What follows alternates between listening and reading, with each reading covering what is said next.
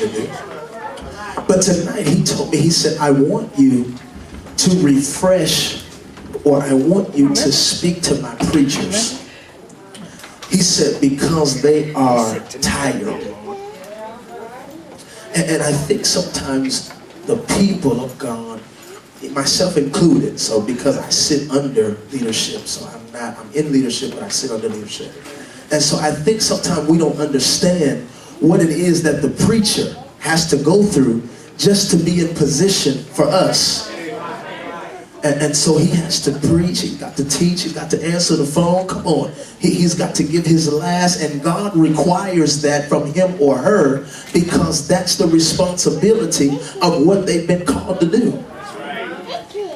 But yet and still, they don't always have the opportunity to fully see the end of what all of their labor actually brings forth.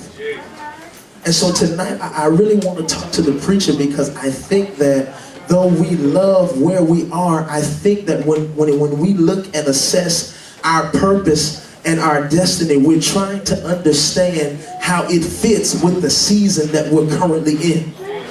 And so I know what God said about me. I know the word that's over my life, but how does it fit with me working a job that I absolutely hate? How does it fit? How does it fit with me not having no money in the bank? Y'all ain't gonna talk to me.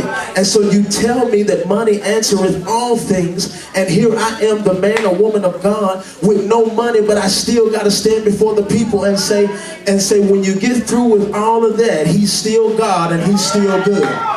And so I don't think we really understand the ministry that the preacher has to walk into, and the process that we must walk through in order to get to the place where God is really calling us to get to. I think sometimes that we look at this, and what we look for is what determines whether or not you're ready to do what God has called you to do. And I think we talk a lot about process, but we don't talk enough about why you got to go through the process. So tonight, I want to talk to you a lot about not just the process, but I want to talk to you about why you got to go through it and what the end of it is supposed to. So how fast you walk through a process, God does not determine that. You do. You determine that. Why? Because you ultimately determine whether or not you're going to obey or not. The longer you walk in disobedience, the longer the process takes. But the sooner you just lift your hands and tell God yes, the faster he can walk you through the thing and get you to your purpose. Wow. And I got some frustrated preachers in here, not because God is prolonging your process, but because you prolonging your process. Because you refuse to just lift your hands and tell God yes. Come on, if that's unforgiveness right there, God, yes, and I give you permission to take that thing from me. And part of your process as a preacher is whether or not you can be bought. Because if you can be bought, that means that you can be owned by somebody other than God. And if God does not own you all the way, then he cannot use you to your total capacity. Because now we got to figure out who's flowing. Is it God, or is it the thing in you that ain't quite delivered yet? What am I saying? I'm saying that you can't be fully equipped to do what God has called you to do until you can be the prophet to somebody that you know don't like you. I'm talking about somebody who you know ain't gonna receive the word of the Lord before it comes out of your mouth, but you still have a responsibility to prophesy. And if you can't, what that says is that you ain't ready for the next level in God. Because that means that there's something that's still in your heart that's blocking God from being able to flow freely through you. I'm talking about being a ministry gift. Watch what Paul said. Paul said, I planted. He said, Apollos watered. He said, but God gave the increase. So watch this. Paul, he's an apostle. So he deals with the foundation, he deals with the crown. So he comes, he plants the seed.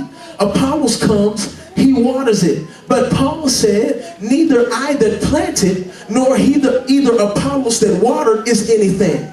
He said, except the one that gives the increase. Here's the difficulty for the preacher, is you got to keep planting the seed and keep watering it, even though you don't get to determine when it takes root. So you keep coming to church and you keep pouring out of your spirit and you keep pouring out of your virtue and you keep prophesying to folks who keep leaving the word at church and it didn't ever take root in their spirit. You keep giving your money to folks that need it but don't never come back and bless and honor you anytime after that. But yet and still God still requires that, and then will not allow the thing to take root even though you pouring out your virtue. So he's talking, Paul the apostle is pouring into Timothy, the spiritual son, the pastor, about what's operating right now in the church. Read what it says. Without natural affection. God, Jesus. False accusers. Incontinent. Can't hold nothing. Fierce. So he's telling, watch this. Wait a minute, Pastor Brandon. He said incontinent. They can't hold nothing. Oh, Jesus. Come here, Pooh. Hold your head out. Okay. Just let it fall through. Incontinent. Can't hold nothing. Here's the word. Here's the thing that they need. Come in the middle so they can see. Here's the thing that they need to get delivered. And they can't hold it. Not because they don't have a receptacle or they don't have the capacity. It's because they don't have the know-how to grab a hold to the thing that they know is going to bring them deliverance. So he's not talking about capacity here. He's not talking about God expanding your capacity. He's talking about you changing your mind to the thing that's being released and to the thing that's necessity for your life and grabbing a hold to it. Wow. Now, oh God, watch this here. Pooh doesn't have the inability to hold. He can hold it. Now put your hands together. I can set it in his hand and he can hold it. So he's talking about making a decision that I value this enough that when it is released into my hands, I'm going to hold on to it. See, oh God, he's giving me another revelation about incontinent.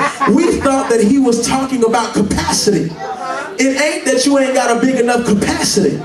It's the fact that you don't have enough discernment to understand what the necessity of this is to your life. And until it gets revealed to you, you will continue to let the thing go in between the thing that's supposed to be there to bless you. So when he's talking about us being incontinent, he's not talking about access, nor is he talking about capacity, but he's talking about your mental capacity or your mental focus being on something else that will not allow you to grab hold of this.